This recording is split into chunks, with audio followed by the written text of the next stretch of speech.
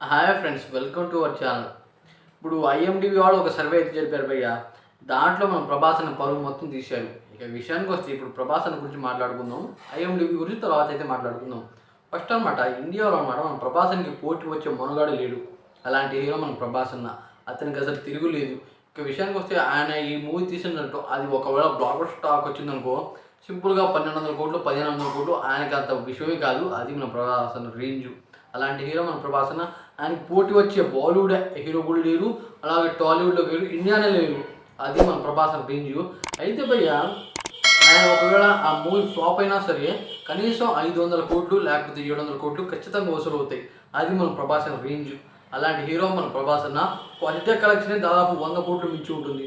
ఇప్పుడు దాకా అలాంటి స్టారే లేడు ఇండియాలో. అది చెప్పాలంటే అలాంటి వాడు మన ప్రభాస్ అన్న. అయితే ఐఎండిబి వాళ్ళు చేసిన సర్వే ప్రకారం ప్రభాస్ అన్నది చాలా వర్స్ట్ లిస్ట్. చెప్పాలంటే చాలా దారుణం. ఫస్ట్ అనమాట షారుఖ్ ఖాన్, దాని తర్వాత అల్లు అర్జున్, దాని తర్వాత రజనీకాంత్, తర్వాత మహేష్ బాబు. మహేష్ బాబు ఇప్పుడు దాకా ప్యాన్ ఇండియా మూవీసే తీయలేదు, కానీ మహేష్ బాబు. దాని తర్వాత మన ప్రభాస్ అన్న. వామో చాలా దారుణమైన విషయం భయ్య. ఇదైతే నాకు ఈ చూడగానే ఐఎండిబి వాళ్ళ మీద చాలా కోపం వచ్చింది. ఏంటి మన ప్రభాస్ అనేది ఇంత వర్స్ట్ లిస్ట్ అని నాకైతే అనిపించింది. దాని తర్వాత ఎన్టీఆర్, ఈ రామ్ చరణ్, హృతిక్ రోషన్, అలాగే చిన్న చిన్న హీరోస్ వాళ్ళు అనమాట, పవన్ కళ్యాణ్ కూడా దాని తర్వాతే. ఇలా చేస్తే చాలా దారుణం అనిపించింది. నిజంగా చెప్పాలంటే వాళ్ళ మీద కోపం వచ్చింది భయ్య. మన ప్రభాస్ని ఎలాంటి వాడు, ఆయనకి పోటీ లేదు. ఆయన తీసే మూవీస్ అనమాట, ఏదైనా ఒక మూవీ తీసారంటే ఈ మూవీస్ మొత్తం సైడ్ అవ్వాలి. చెప్పాలంటే షెడ్యూల్ మార్చుకోవాలి. ప్రభాస్ని నేను ఆ డేట్సే ఫిక్స్ చేసి రిలీజ్ చేయాలని అనుకుంటే మాత్రం అందరూ షేక్ అయిపోతారు. అది మన ప్రభాస్ రేంజ్.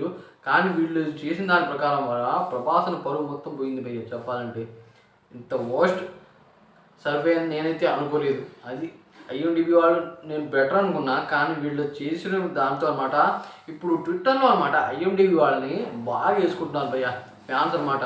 నీ సర్వే ఇది, అసలు నీకు సర్వే చేయడం వచ్చా అని. కానీ చాలా దారుణమైన విషయం చెప్పాలంటే ప్రభాస్కి అసలు పోటీ లేదు. అలాంటి హీరోని వర్స్ట్ లిస్ట్లో అయితే పెట్టాడు, 5వ స్థానం అంట. పాపం చాలా దారుణమైన విషయం. పైగా మన ప్రభాస్ అన్న మామూలుడు కాదు.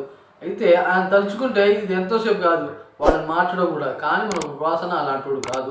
ఆయన నెంబర్ 1 హీరో నాకు తెలిసి. అందుకనే అనమాట ఆయన సినిమాస్కి అంత ఎక్కువగా కలెక్షన్ వసూలు అవుతాయి.